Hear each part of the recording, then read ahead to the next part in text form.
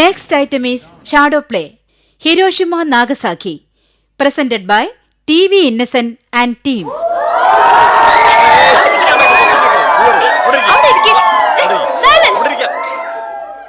രണ്ടാം ലോകമഹായുദ്ധം കൊടുമ്പിരിക്കൊണ്ട നാളുകൾ. ജപ്പാന്റെ ആപൽക്കരമായ യുദ്ധവെറിക്ക് അന്ത്യം കുറിച്ചില്ലെങ്കിൽ അത് ലോക സമാധാനത്തിന് തന്നെ ഭീഷണിയാകുമെന്ന നിലവന്നു. സഖ്യശക്തികൾ അവസാന കൈക്കൊരുങ്ങി. ചരിത്രത്തിൽ പാപത്തിന്റെ കറ വീണു പങ്കിലമാക്കാൻ വിധി തെരഞ്ഞെടുത്ത ഹതഭാഗ്യരുടെ ഭൂമി നാഗസാക്കി, ഹിരോഷിമ.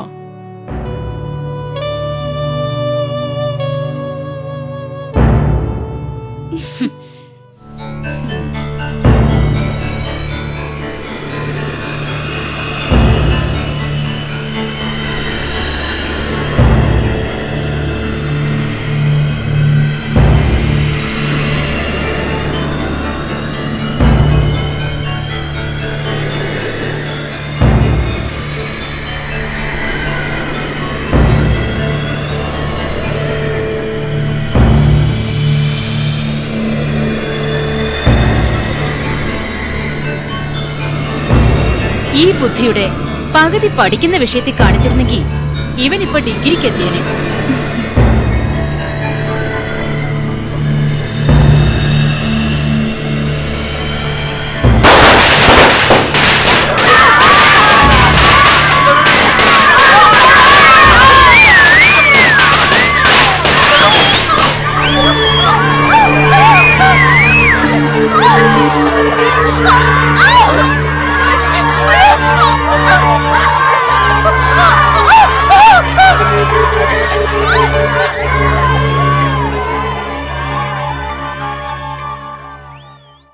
നല്ല പൊള്ളല് കിട്ടിയിട്ടുണ്ട് പാർവതി ടീച്ചർക്ക്.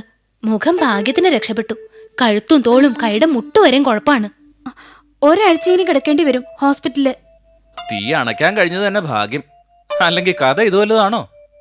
സ്റ്റേജിൽ തീ കൊണ്ടുള്ള കളി വേണ്ടാന്ന് തന്നോട് ഞാൻ പറഞ്ഞു നാവ് എടുത്തല്ലേ ഉള്ളൂ. അപ്പോൾ താൻ എന്താ പറഞ്ഞത്?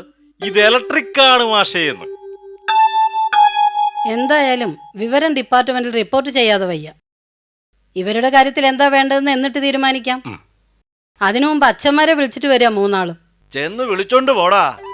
ഓപ്പനയോ കോപ്പനയോ ആരെയാണെന്ന് വെച്ചാ അപ്പനാണെന്ന് പറഞ്ഞിട്ട്.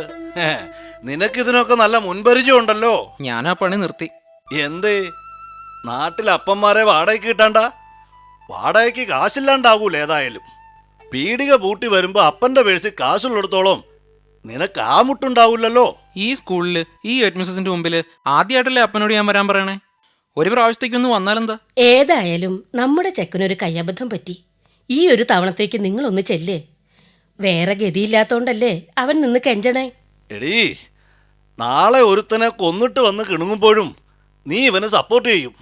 ഇളതരം കൊടുത്തു കൊടുത്ത് ചെറുക്കൻ വഷളാകുന്നത് മാത്രം നീ കാണുന്നില്ല. നിങ്ങൾ ചെന്നില്ലെങ്കിൽ അവനെ സ്കൂളിൽ നിന്ന് പുറത്താക്കും. അവന് സുഖമായി. പിന്നെ ഒന്നുമില്ലെങ്കിലും രാവിലെ സ്കൂളിലേക്ക് കെട്ടിയെടുത്താ പിന്നെ വൈകിട്ട് വരുന്നത് വരെയെങ്കിലും ഇവിടെ ഉള്ളവർക്ക് സ്വൈര്യമുള്ളതാ. അതും കൂടി ഇല്ലാണ്ടാക്കിക്കോ. അങ്ങനെ വരട്ടടി. ഉള്ളിലിരിപ്പ് പുറത്തേക്ക് വരട്ടെ. കേട്ടല്ലോ പുന്നാരമോൻ അമ്മ കൽപ്പിച്ചു വെച്ചിരിക്കുന്ന സ്ഥാനം. ദേ മനുഷ്യനെ വെറുതെ എഴുതാപ്പുറം വായിക്കരുത്. ഇപ്പോഴാകുമ്പോ ഇവൻ വീട് വിട്ട് സ്കൂളിൽ ചെന്നാ അവിടെ ഉണ്ടാക്കുന്ന കുഴപ്പങ്ങളെ കൊണ്ടുള്ള സ്വൈര്യക്കേട ഉള്ളോന്നാ ഞാൻ പറഞ്ഞേ. പഠിപ്പ് നിർത്തി നാട് തണ്ടാൻ വിട്ടാ അറം പറ്റണ നാവിന്ന് വീണതുപോലെ ഇവൻ വല്ലോരും കൊന്നേച്ചു വരും. അപ്പോഴും പറഞ്ഞോളണം ഇളതരം ഇളതരെന്ന്. ഞാനിപ്പോ എന്താ വേണ്ടതെന്റെ മാതാവേ? അപ്പം പേടിക്കണ്ട. ഹെഡ് മിസ്സസ് ആദ്യം കുറച്ച് വഴക്ക് പറയും, പിന്നെ ഒരു ഉപദേശവും. അതൊന്നും അപ്പം സഹിച്ചാൽ മതി. അല്ലാണ്ട് മല മറിക്കണ കാര്യമൊന്നും ഇതിലില്ല.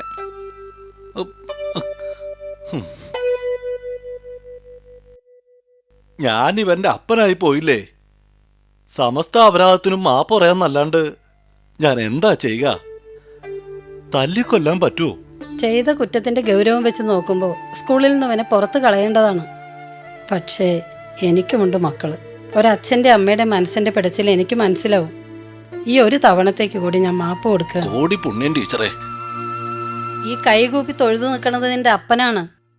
ഇങ്ങർക്ക് ഈ നാട്ടിലൊരു പേര് നിലയുമുണ്ട്. നിന്റെ അപ്പൻ്റെ മാനത്തിന് തരിയോളം വിലമതിക്കുന്നുണ്ടെങ്കിൽ ഇനി ഇങ്ങനെ നിൽക്കേണ്ട ഗതികേട് നീയായിട്ട് നിന്റെ അപ്പൻ ഉണ്ടാക്കരുത്. ഇല്ല ടീച്ചർ. പൊയ്ക്കോ. മിസ്റ്റർ പറയും നിൽക്കൂ. നീ ക്ലാസ്സിൽ പോയിക്കോ. ചെറുക്കന് ബുദ്ധിയും വിവരവും വേണ്ടത്രയുണ്ട്.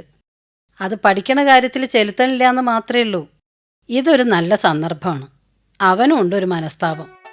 ഇതൊരു അവസരമാക്കി സ്നേഹത്തോടെ ദണ്ണപ്പെട്ടെന്ന് ഉപദേശിച്ച ചിലപ്പോൾ അവനൊരു നല്ല ബുദ്ധി തോന്നിയാലോ. ഞാൻ പറയാം, കരഞ്ഞു പറയാം. ആ പിന്നെ പോകുന്ന വഴിക്ക് ഐപ്പൂൻ്റെ ഹോസ്പിറ്റലിൽ കയറി ആ ടീച്ചറെ ഒന്ന് കണ്ടേക്ക്. അവരുടെ മനസ്സിൽ വല്ല ദേഷ്യം ഉണ്ടെങ്കിൽ അതും അങ്ങോട്ട് മാറട്ടെ. ഓ